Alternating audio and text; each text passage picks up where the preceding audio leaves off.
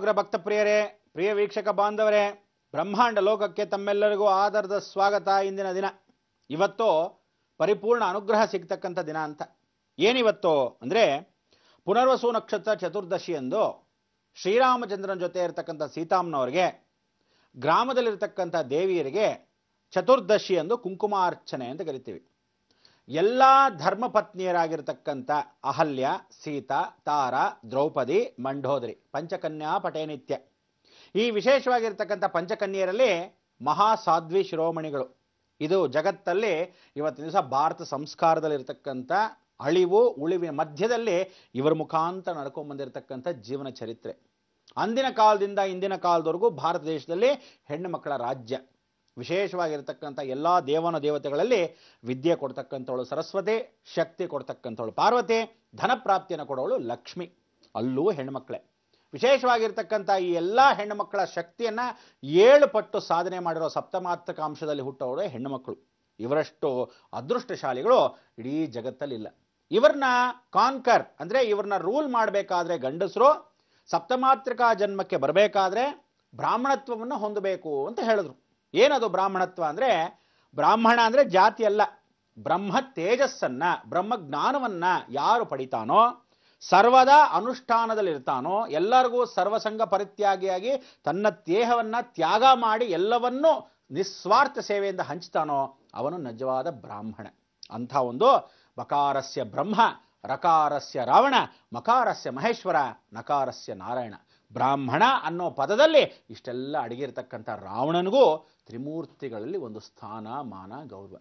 ಮಂಡೋದರಿ ಆಗಿರ್ತಕ್ಕಂಥ ಜಗನ್ಮಾತೆಯ ಕುಲದೇವರು ನಿಕುಂಬಿಲ. ಇಂಥ ಒಂದು ನಿಕುಂಬಿಲೆ ವಿಶೇಷವಾಗಿರ್ತಕ್ಕಂಥ 5 ಅಂಶಗಳು ಹೇಳಿದೆ. ನೀಲಾ ಸರಸ್ವತಿ, ಉಗ್ರ ಪ್ರತ್ಯಂಗಿರ, ಮಹಾಕಾಳಿ, ಭಿನ್ನಮಸ್ಥ, ಜ್ವಾಲಿನಿ ಪ್ರಜ್ವಲಿ ಸ್ವರೂಪ. ಅದಕ್ಕೆ ಅವಳನ್ನ ಲಂಬಿಕಾ ಜ್ವಲಮಾಲಿನಿ ಅಂತ ಕರೀತಾರೆ. ಇವಳಲ್ಲಿ ಜ್ವಲಮಾಲೆಯನ್ನ ಹೊಂದಿರತಕ್ಕಂಥವಳು ನರಸಿಂಹ ಸ್ವರೂಪ. ಅದಕ್ಕೋಸ್ಕರ ಜ್ವಲಾ ನರಸಿಂಹ ಅಂತ ಕರಿತೀವಿ. ಅದಾದ ಮೇಲೆ ಉಗ್ರ ಪ್ರತ್ಯಂಗಿರ, 1,000 ಮುಖ ಅವಳಿಗೆ, ವಿಶೇಷವಾಗಿ 2,000 ಕೈಗಳು, ಆ 1,000ದಲ್ಲಿ 2,000 ಪಾದಕೆಗಳು, ಸಿಂಹಗಳು 1,001 ಸಿಂಹಗಳು. ಅದಕ್ಕೆ ಸಿಂಹಸ್ವರೂಪಿಣಿ ಅಂತ ಕರಿತೀವಿ. ಇವಳೇ ಸ್ವತಃ ಸಿಂಹರೂಪಿಣಿ. 1,000 ಮುಖದವಳನ್ನ ಯಾರು ಮದುವೆ ಆಗ್ತಾನೆ ಅಂದರೆ ಶರಬೇಶ್ವರ. ಇಂದು ಸಾಕ್ಷಾತ್ ಶರಬೇಶ್ವರನ ವ್ರತಮಾಲಿಕೆಯಲ್ಲಿ ನಾವು ಸ್ಮರಣೆ ಮಾಡಬೇಕಾದ ದಿನ.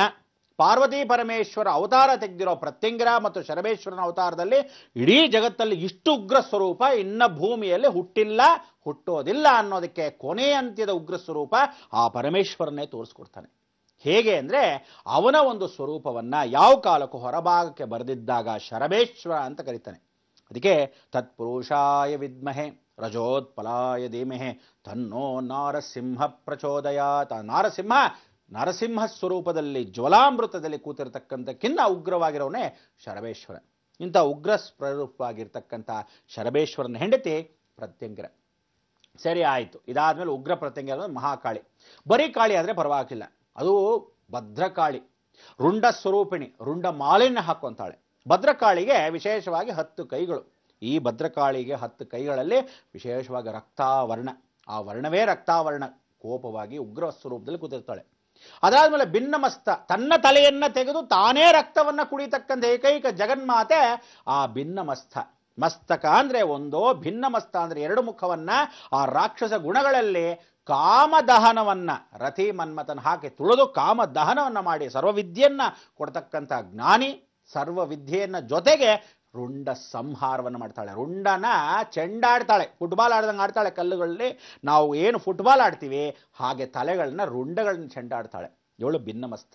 ಎಷ್ಟು ಚೆನ್ನಾಗಿರುತ್ತೆ ಅಂದ್ರೆ ಒಂದು ದಿನಕ್ಕೆ 1 ಲಕ್ಷ ಆಹುತಿ ಕೇಳ್ತಾಳಂತೆ. ಅಂದ್ರೆ 1 ಲಕ್ಷ ನಾವು ತಲೆಗಳನ್ನ ಕೊಟ್ಟರೂ ಸಾಲದಂತೆ ಅವಳಿಗೆ. ಅಷ್ಟು ರುಂಡಗಳನ್ನ, ರಾಕ್ಷಸ ರುಂಡಗಳನ್ನ ಚೆಂಡಾಡ್ಬಿಡ್ತಾಳೆ ಭಿನ್ನಮಸ್ತ. ಅವಳು ಸ್ವತಃ ತನ್ನ ರಕ್ತವನ್ನೇ ತಾನು ತನ್ನ ಬಾಯಲ್ಲಿ ಆ ರುಂಡವನ್ನು ಹಿಡ್ಕೊಂಡು ಹೀರ್ಕೊಂತಾ ಇರ್ತಾಳೆ. ಅದಕ್ಕೆ ಭಿನ್ನಮಸ್ತ. ಸರಿ, ಲಂಬಿಕಾ ಜ್ವಲಮಾಲಿನಿ. ಲಂಬಿಕಾ ಅನ್ನೋದು ಹಾವು. ಹಾವಿನ ಮುಖಾಂತರ ಬರತಕ್ಕಂಥ ಈ ಸರ್ಪಯೋಗದಲ್ಲಿ ದುರ್ಗೆ. ಇಂತಹ ಒಂದು ದುರ್ಗೆ ಲಂಬಿಕಾ ಜ್ವಲಮಾಲಿನಿ. ಇವಳು 5 ಜನ ಸೇರಿದ್ರೆ ಒಂದು ಸ್ವರೂಪ ನೀಕುಂಬಿಲ. ಒಂದೊಂದಾಗಿ ನೋಡ್ಬೇಡ್ವೆ? 3rd ವರ್ಲ್ಡ್ ವಾರ್ ನೋಡಬೇಕು, ಜನಗಳು ನೀರಲ್ಲಿ ಹೋಗೋದು ನೋಡಬೇಕು, ಬೆಂಕಿ ಅನಾಹುತಗಳು ಅಲ್ಲಿ ಇಲ್ಲಿ ಆಗ್ತಾ ಇದೆ ನೋಡ್ತಾನೇ ಇದ್ದೀರಾ. ಆದರೆ ಜಾಸ್ತಿ ಆಗಬೇಕು. ನೀರು ಎಲ್ಲಿವರೆಗೂ ಬರುತ್ತೆ ಅಂದರೆ ಅಕಸ್ಮಾತ್ ಬಂದ ಪಕ್ಷದಲ್ಲಿ ಎಷ್ಟು ಎತ್ತರ ಬರುತ್ತೆ ಅಂದರೆ ಈ ಕಡೆ ನಾವು ಉಡುಪಿ ಮಂಗಳೂರು ಎಲ್ಲ ಇದೆ ನೋಡಿ, ಎಲ್ಲಿವರೆಗೂ ಅಂದರೆ ರಾಜಾ ಸೀಟಲ್ಲಿ ವಿಶೇಷವಾಗಿ ಕೂತ್ಕೊಂಡಿದ್ರೆ ಆ ಲೆವೆಲ್ಗೆ ಬರುತ್ತೆ ನೀರು, ಫಸ್ಟ್ ಕ್ಲಾಸಾಗಿ ತುಂಬಿಕೊಂಡು ಏನು ಚೆನ್ನಾಗಿರುತ್ತೆ ಅಂತ ಬೋಟು ದೋಣಿಗಳು ಹಾರ್ಕೊಂಡು ಬರ್ತಾ ಇರುತ್ತೆ. ಹಾಗೆಲ್ಲ ಏನು ಮಾಡಬೇಕು, ಪುತ್ತೂರು, ಸುಳ್ಯ, ಸಂಪಾಜೆ ಎಲ್ಲ ನೀರೊಳಗೆ. ಕೃಷ್ಣ ಅರ್ಪಣಮಸ್ತು. ಅದಕ್ಕೆ ಪಾತಾಳ, ಅಥಾಳ, ವಿತಾಳ, ಸುತಾಳ, ರಸಾತಳ, ತಳಾತಳ, ಮಹಾತಾಳ, ಪಾತಾಳ ಅಂದರೆ ಸುಬ್ರಹ್ಮಣ್ಯನಿಗೆ ಜಲಸ್ಪರ್ಶವಾಗತ್ತೆ ಅನ್ನೋದೇ ಕಲಿಯುಗದ ವಿಶೇಷವಾದ ಅಂತ್ಯ. ಅಂದರೆ ಏನರ್ಥ, ಕುಮಾರಧಾರ ಎಲ್ಲ ನದಿಗಳು ವಿಶೇಷವಾಗಿ ಎಲ್ಲ ಸೇರ್ಕೊಂಡು ಹೆಚ್ಚಾಗ್ತಾ ಸಮುದ್ರ ನೀರದ್ರೊಳಗೆ ಸೇರ್ಕೊಂಡು ವಿಶೇಷವಾಗಿ ಕುಮಾರಧಾರೆಯ ಮುಖಾಂತರವಾಗಿ ಕುಕ್ಕೆಯನ್ನು ಹಾವಿನ ಬುಟ್ಟಿ ಓಪನ್ ಆಗತ್ತಂತೆ. ಹಾವಿನ ಬುಟ್ಟಿಯಲ್ಲೇ ಕುಕ್ಕೆ ಸುಬ್ರಹ್ಮಣ್ಯ ವಾಸ. ಆಗ ವಾಸುಕಿ ವಿಶೇಷವಾಗಿ ನಯಗ್ರಾ ಫಾಲ್ಸಲ್ಲಿ ಏನಿದ್ದಾನೆ ಅವನಿಗೆ ಶಕ್ತಿ ಬರ್ತಕ್ಕಂಥ ಅವಕಾಶ. ಅದಕ್ಕೆ ನಮ್ಮಲ್ಲಿ 9 ದೊಡ್ಡ ಹಾವುಗಳಿದೆ. ಅನಂತಂ, ವಾಸುಕಿಂ, ಶೇಷಂ, ಪದ್ಮನಾಭ, ಶಂಬಲಂ, ಶಂಕಪಾಲಂ, ದಾತ್ರಾಷ್ಟಂ, ತಕ್ಷಕಂ, ಕಾಳಿಂ ತತ ಏತಾನಿ ನವನಾಮಾನಿ. 9 ಹಾವುಗಳು. ಈ 9 ಹಾವುಗಳೇ ಭೂಮಿಯನ್ನು ರಕ್ಷಣೆ ಮಾಡ್ತಾ ಇದೆ. ಇವತ್ತಿಗೂ ನಾಸಾಲ್ ನೀವು ನೋಡ್ಬೋದು 9 ತಲೆ ಹಾವುಗಳು. ಆ 9 ತಲೆ ಹಾವುಗಳು ಭೂಮಿಗೆ ಸುತ್ತಕೊಂಡ ಹಾಗೆ, ಮೇರು ಪರ್ವತ ಮೇಲಿದ್ದ ಹಾಗೆ, ಈ ಕಡೆ ಆ ಕಡೆ ಸೂರ್ಯ ಚಂದ್ರ ಇದ್ದ ಹಾಗೆ, ಕೆಳಗಡೆ ಇರತಕ್ಕಂಥ ಪಂಚಭೂತಗಳ ಮುಖಾಂತರವಾಗಿ ಆನೆಗಳು ಆಮೆಗಳು ಜೊತೆಲಿದ್ದ ಹಾಗೆ. ಇದೇ ನಾಸಾ ಲೋಗೋ. ಇವ್ರುಗಳ ದೇವ್ರ ನಂಬಲ್ಲ, ನಾವು ದೊಡ್ಡ ಸೈಂಟಿಸ್ಟ್ ಅಂತಾರೆ. ಇದನ್ನೆಲ್ಲ ಯಾಕೆ ನಂಬ್ಕೊಂಡು ಕೂತ್ಕೋಬೇಕು? ಅದಕ್ಕೆ ಜಗತ್ತು ಎಲ್ಲವೂ ಕೊನೆಗೆ ಎಲ್ಲಿ ಬರ್ತೆ, ಭಗವಂತನ ಕಾಲಡಿಗೆ ಬರಲೇಬೇಕು. ಅದಕ್ಕೆ ಇವತ್ತಿನ ದಿವಸ ನೀವೆಲ್ಲ ಸ್ಪರ್ಶ ಮಾಡಿರ್ತಕ್ಕಂಥ ದಿನಕ್ಕೆ ನೀವು ವಿಶೇಷವಾಗಿ ಆದಿ, ಮಧ್ಯ, ಅಂತ್ಯ. ಆದಿ ಅಂದರೆ ಮೊದಲನೇ ಶ್ರೀರಂಗಪಟ್ಟಣಕ್ಕೆ ಕಾವೇರಿ ನದಿ ಸೋಗ್ತಾಳೆ. ಎಲ್ಲಿಂದ? ಆ ಕಡೆ ಮರಕೆರೆ ಬಾರದಿಂದ ಬಂದು, ಈ ಕಡೆಯಿಂದ ಕುಶಾಲನಗರದಿಂದ ಬಂದು ಕಾವೇರಿ ಮೊದಲನೇ ಸ್ಪರ್ಶ ರಂಗನಾಥ ಸ್ವಾಮಿಗೆ ಪೂಜೆ ಮಾಡ್ತಾಳೆ. 2ನೇ ಸ್ಪರ್ಶ ಶಿವನ ಸಮುದ್ರಕ್ಕೆ ಹೋಗಿ ಸೇರ್ತಾಳೆ. ಆ 2ನೇ ಸ್ಪರ್ಶದ ಜಾಗದಲ್ಲಿ ಪಾಪ ನೆನ್ನೆ ರಥೋತ್ಸವ. ಇವತ್ತು ರಾತ್ರಿ ಪಲ್ಲಕ್ಕಿ ಬಹಳ ಚೆನ್ನಾಗಿರುತ್ತೆ. ವಿಜೃಂಭಣೆಯಿಂದ ಇವತ್ತು ಹೋಗಿ ದೇವರ ದರ್ಶನ ಮಾಡಿ. ರಂಗನಾಥ ಸ್ವಾಮಿ ಮಧ್ಯರಂಗ ಅಂತ ಕರಿತೀವಿ. ಆ ಮಧ್ಯಮಾನುಗ್ರಹದಲ್ಲಿ ಸಾಕ್ಷಾತ್ ಆದಿಶಂಕರಾಚಾರ್ಯರು ಸ್ವತಃ ಪೂಜೆ ಮಾಡಿರತಕ್ಕಂಥ ರಂಗನಾಥ.